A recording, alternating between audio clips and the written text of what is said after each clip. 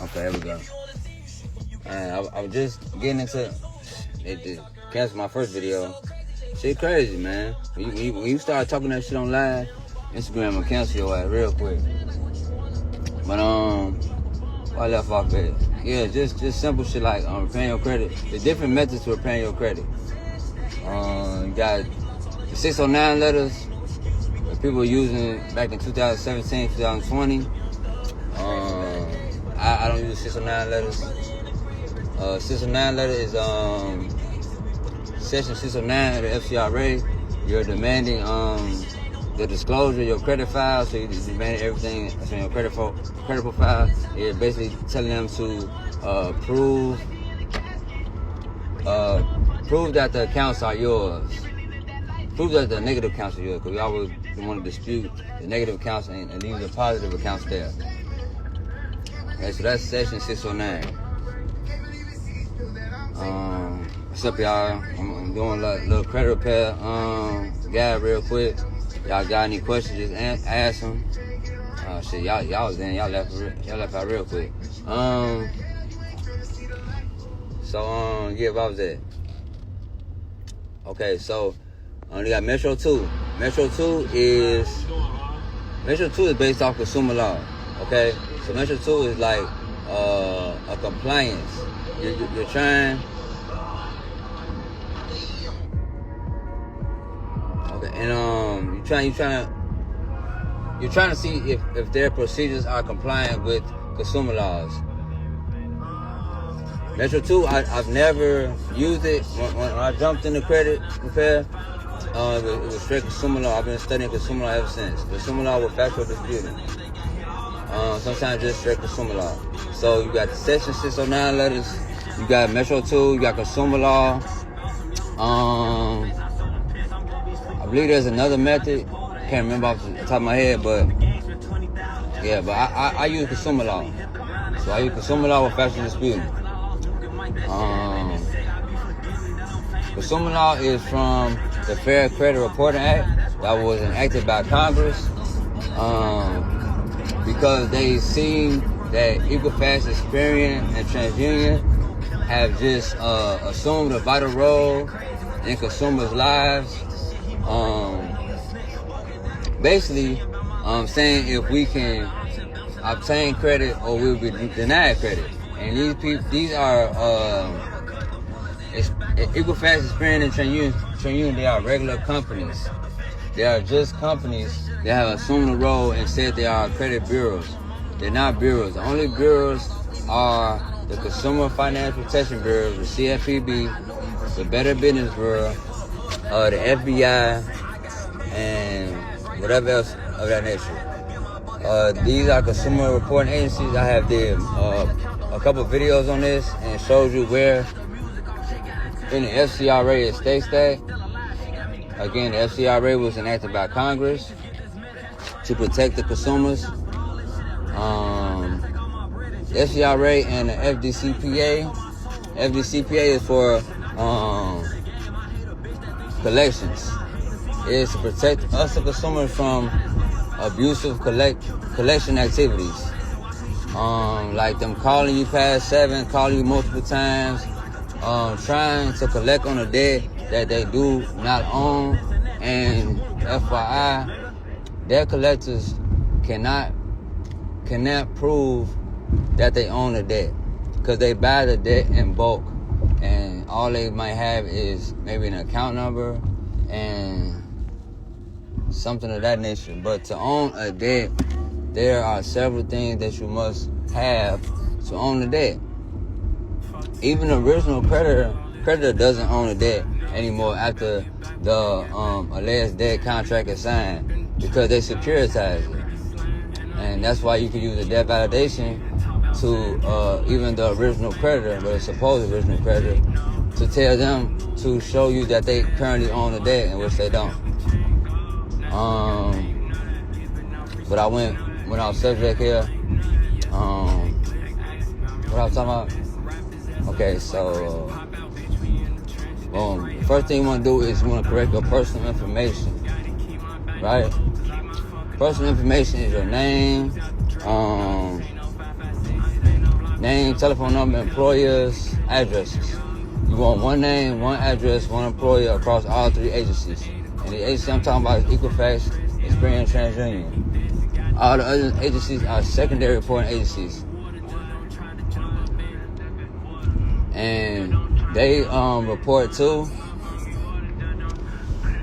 So, in the method of repairing our credit, we do freeze like the top 4, which is Innovis, CoreLogic, Advanced Resolution Services, Solutions, something like that, and it's another one. But we opt out, freeze, and correct information on those to make it easier for us to get them deletions. Okay, so that's another topic. But you correct your personal information. You can correct your personal information with either a phone call, have the phone script, link is in the bio. Can't remember off the top of my head, but you can use the simple code of 15 USC 1681 EB. That is stating that everything that is reported to a consumer report must be maximum accurate. I always fuck it up. Maximum accurate, 100% accurate. Therefore, if it's not 100% accurate, it must be removed. But they're counting on us, the consumers, not to know this, so they can keep on verifying this information. So, okay, okay, so use that personal information. I got a phone script with personal information. Like I said,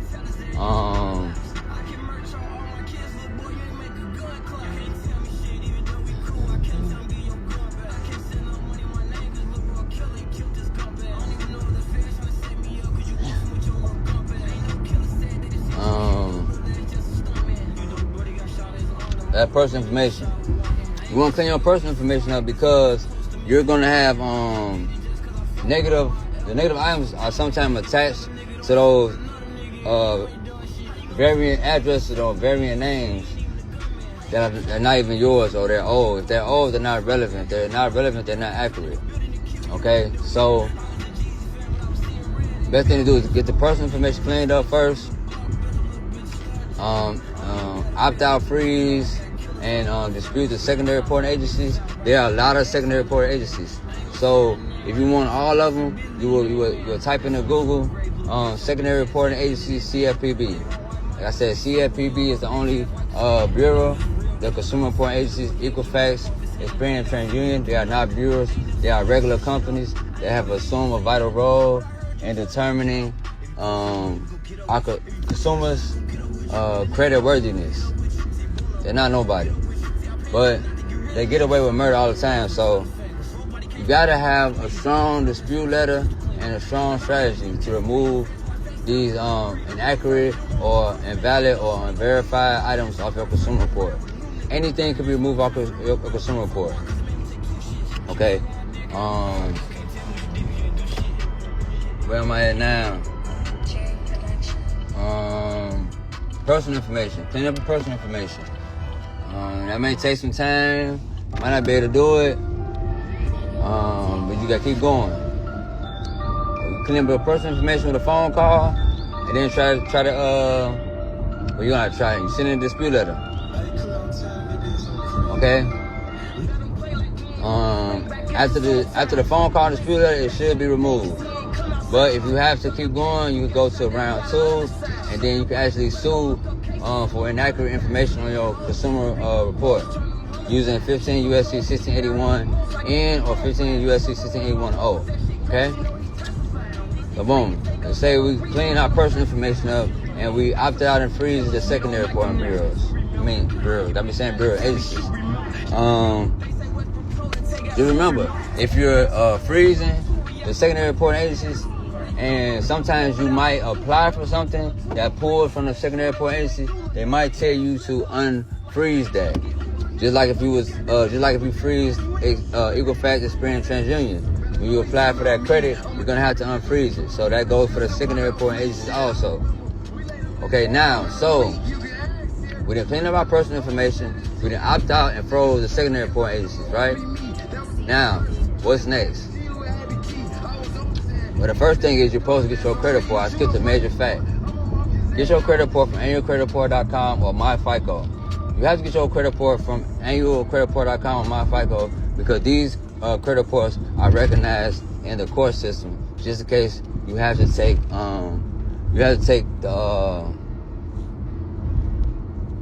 the case to small claims court. And why I say small claims court? The small claims court is the easiest court to file your paperwork in and go through. Federal court, you can take your case there also. If you're trying to get a higher settlement, but you have to study the rules and procedures, and it's a lot of more how can I say? You have to be a lot more prepared to go to federal court than small claims court. Okay, I filed a small claims suit before. It's like a walk in the park, you know. I haven't done it in years, but it's walking apart. But yeah, so you would do a small claims suit if your round 1 and round 2 and maybe round 3 are not respected. But we're gonna have strong dispute letters, consumer law, maybe with factual disputing and case law, so they have no choice but to remove it. But as we know, Equifax Experian shouldn't even play games because they violate these federal laws. The FCRA and the FDCPA are federal laws, and they violate these federal laws every time. And all they're being doing is fine. They're not being arrested because they got pulled, obviously. Okay, let's go on to the next one.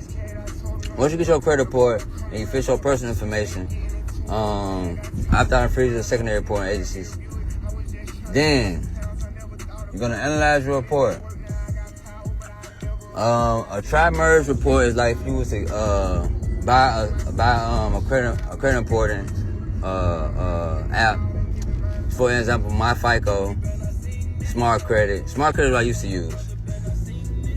You pay like $30 a month, and you'll be able to monitor your credit, and you'll be able to get a tri-merge report. A tri-merge report is every single agency next to each other, and you'll be able to see if everything is the same, which it should be, according to 15 U.S.C. 1681 EB, or if there's anything different. If there's anything different, that's an inaccuracy.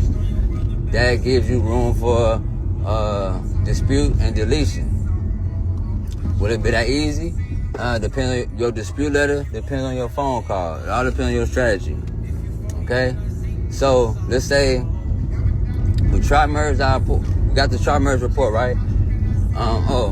Another thing, how I dispute.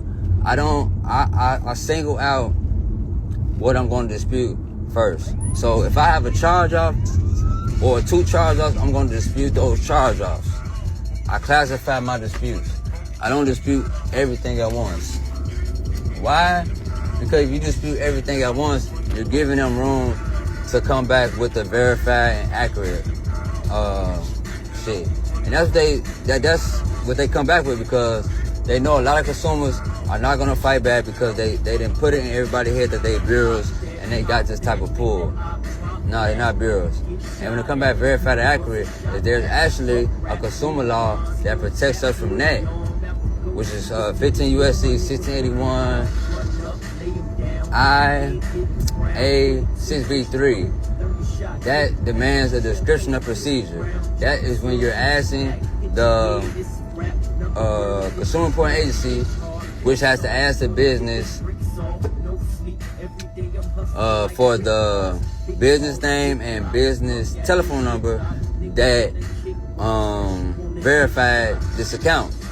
Okay, so boom, you got the description of procedure, and it also included in the description of procedure is 15 U.S.C. 1681 I-7, which lets them know they only have 7 days. I mean, not 7 days, my bad. 15 days to complete this investigation upon receipt of your dispute. So you always want to use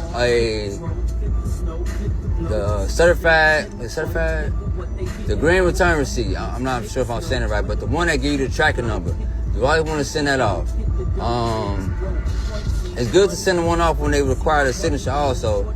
Just in case you have to take them to court, you be like, okay, well, I had a signature from so-and-so, and I have the tracking number to prove that they got my dispute letter. Where I was at? I'm going 15 minutes? Shit. Okay, let's see. What else can I do? I'm gonna post this on YouTube. I ain't gonna post on nothing else. The motherfucker jumping in the live and hopping off, man. Y'all want this sauce? Y'all crazy. Whatever. I'm gonna keep going.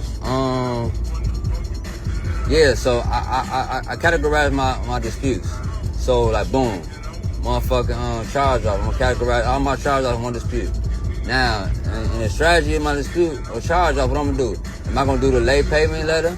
Because once it becomes a charge off, that's like between 120 and 180 days of you missing payments. So they decide to charge it off.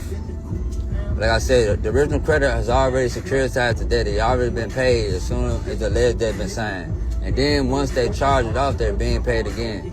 So you can always, it depends on the strategy you want to use. Where you issue the 1099-C form. If they was, then you would go about that route. Saying you was issued a 1099-C form, that means a cancellation of debt. So you don't have to pay anymore. So you would send that, a copy of that, a copy of a good dispute letter, and a copy of the 1099-C information from I think it's IRS.gov, stating that you don't owe the debt anymore. See, a different strategy. It depends on your situation. Every situation is going to be different. Let's say if charge off, you didn't get a 1099-C, you could request a 1099-C, but what if they don't give it to you? Okay, why don't you try to do the late payment deletion method? Because once it was charged off, obviously you had to have a late payment. So you had a late payment, then you had another late payment, and you had another late payment, and then now it's a charge off. Boom. So you use the late payment removal method. Boom. Late payment removal method is using a code which is 15 USC 1666B. You're demanding certain documents to prove that they followed the certain procedures in deeming your payment late. And they never do. They never do. And they're counting on you not to know this information so they can keep on doing late payments and keep on charge you all this fucking interest and penalties. I mean, it's a fucking business. That's all it is. Fucking business model.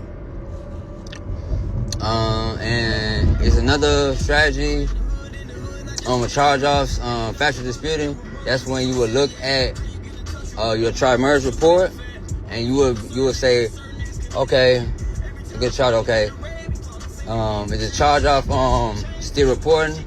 Do the charge-off still have a limit? A charge-off account cannot have a limit still. I can't remember off the top of my head how I analyzed it, but that's another strategy and how I got deletion by analyzing tri-merge credit report and saying how you can have this limit on, how can you report this limit on Equifax but report this limit on TransUnion? Yeah, I can't think of it right now, but yeah, factual disputing and charge-off, like it's different strategies. Let's say if I got collection. If I got collection, I'm disputing. I'm going to analyze the collection, see if it's a banned debt collector. I'm going to see if the state that I'm disputing it in, whether it's mine or a client's, if that debt collector has the right to collect in this state. Okay? And then if they do or if they don't, I'm going to make them prove this information. I'm going to send the debt validation letter requesting things to prove to me that they own this debt. And believe me, they never had this information. They never have it. So, and if you have a collection and if you pay for it, we don't recommend you pay collections because you don't have to. You could literally refuse to pay the collection, okay? But if you do pay the collection, you want to pay collection because you may be afraid, or you're in a rush to do something with your credit. I mean, tell them you want to pay for a deletion letter in writing. Okay. That's the only way you're gonna ensure that your item will be deleted. Because I had a client that paid the collection, in which he didn't have to. He paid the collection, and the collection was still reporting to one of the credit consumer report agencies.